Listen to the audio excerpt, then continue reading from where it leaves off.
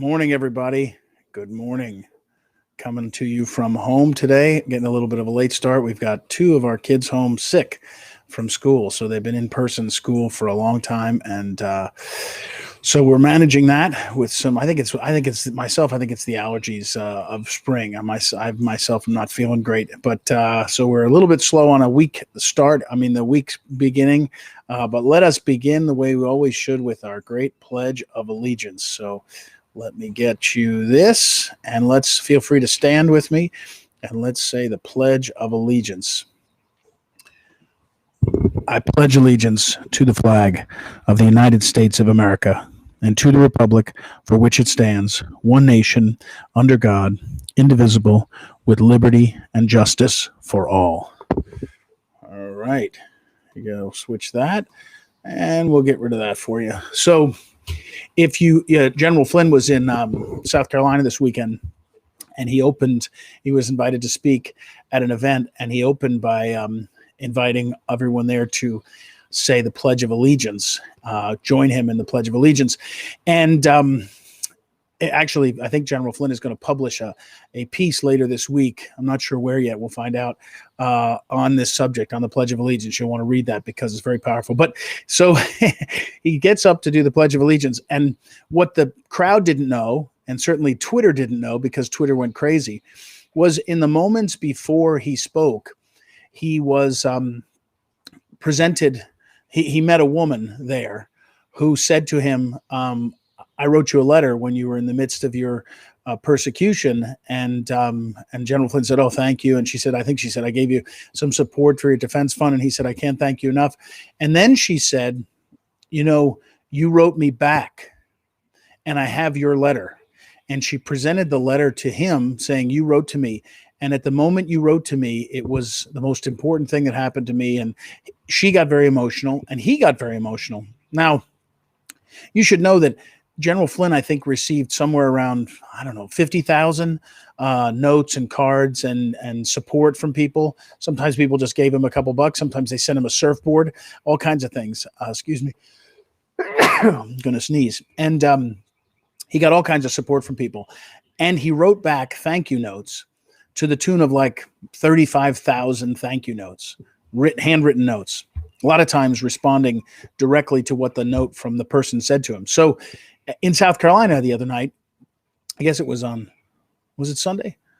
Sunday, I think it was, Sunday afternoon.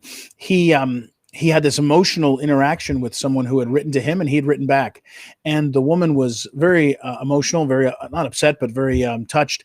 And he was very touched. So just after that, he goes up to speak. And he said he was very, very sort of flustered because he was having this it was very private interaction, and then he's suddenly up. So if you hear him do the pledge, he starts the pledge and he stumbles on a couple words because he's kind of choked up and he kind of catches himself. Well, Twitter went crazy.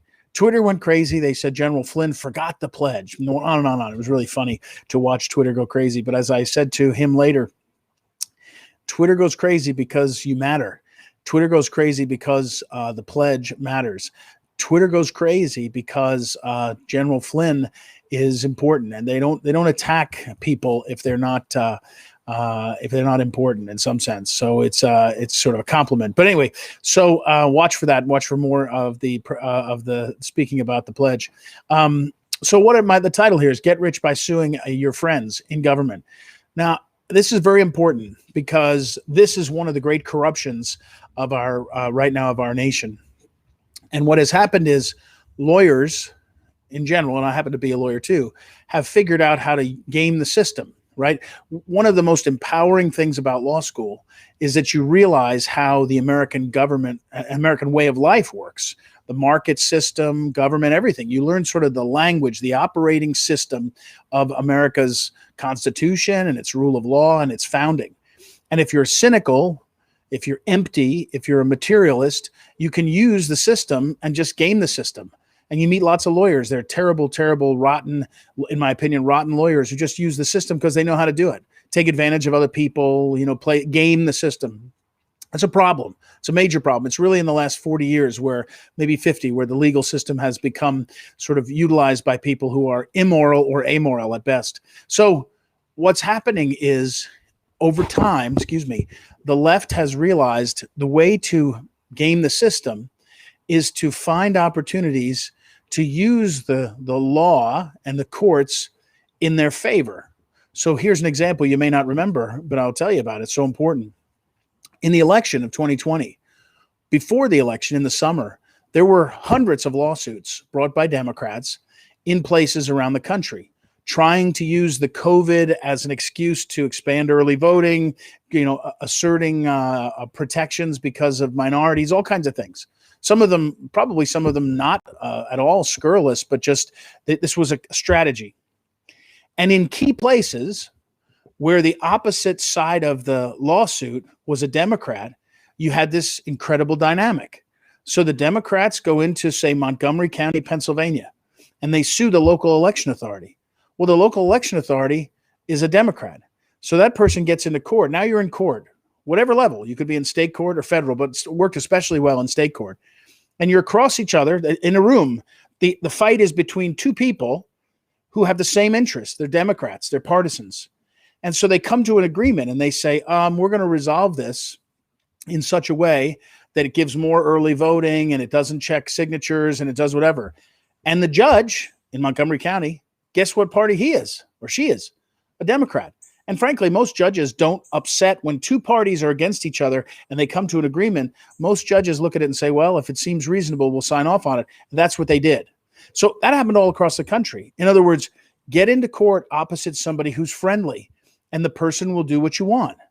And you'll get what you want, and it'll be sanctioned by the court. And then when that Pennsylvania court, Montgomery County, when the Republicans finally got their head in the game and they went and sued up to Pennsylvania, the Supreme Court, guess who controlled the Supreme Court in Pennsylvania? Democrats. So you're running this one side is running a game, the other side is speaking about the truth, and the game is winning. And here's the best example. And this happens all the time also, by the way. Another example, not the best example, another example. The people who were arrested after the riots at the Trump inauguration. Remember that? Remember there were people burning cars and burning garbage cans and throwing things through windows. There were lots of arrests. And here's what happened. A lawyer went into court and sued the District of Columbia and said, we want money because you arrested our people and it was too much. It was too much arresting. And so the DC, remember, one side is Democrats, sues and says, you treated us badly. The other side is Democrats, and they say, oh, what do you want to do? And in this case, they're just going to give them money.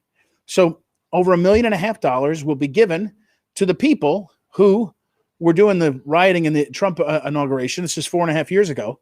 And who gets paid? The individuals get some money. The Democrat lawyers get some money. And everybody goes, and it's taxpayer money. Everybody goes away, advantage left. Meanwhile, in the case of January 6th, there's still people sitting in court, sitting in jail, being held without bail because the court system is insane. So, but this is a very important thing. And this is one of the arguments. This is one of the key reasons why I believe that you must continue to get to the bottom of what has caused a lack of voter confidence in elections. Because it doesn't matter why, it just matters that there is a lack of voter confidence. And then you got to get to the bottom of it. And why do you have to get to the bottom of it? Because if you don't, any of the reforms that are passed in the states, they will do. The Democrats will go into a friendly court area. They'll sue and they'll say, what you passed, which required signature verification and other things, it was passed with no real reason for it. You didn't have a reason. There was no problem in 2020. Therefore, you shouldn't have done it. And there'll be a judge, the opposite sides, right? The Democrat in the courtroom with the Democrat lawyers will say, yeah, you're right.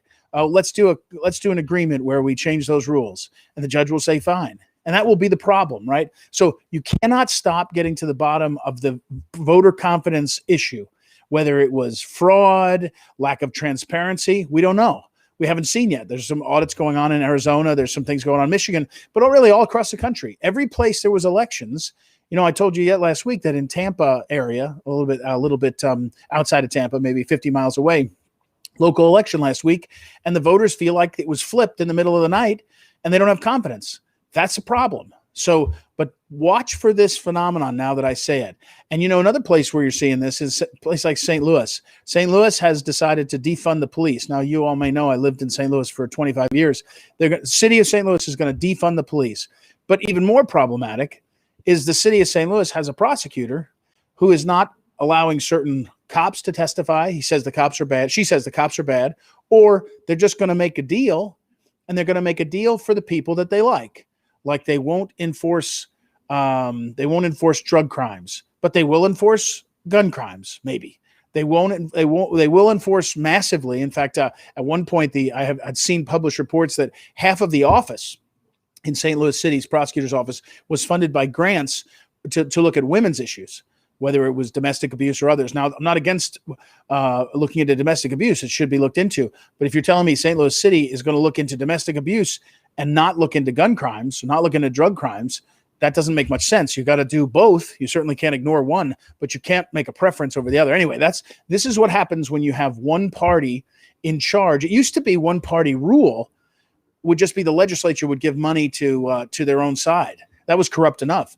Now you have one party manipulating the legal system in a profound way, and the payments in D.C. are another example. So it's a challenge that we haven't had to face, this sort of corruption of the legal system that we've seen happen now, and it's being managed by a set of lawyers out of the swamp that know exactly what they're doing. This is exactly step-by-step plan, and Republicans better wise up and address it, or conservatives. Forget about Republicans necessarily, conservatives, because we're losing ground all the time. All right, that's all I've got. We'll be in all week, and I will talk to you later.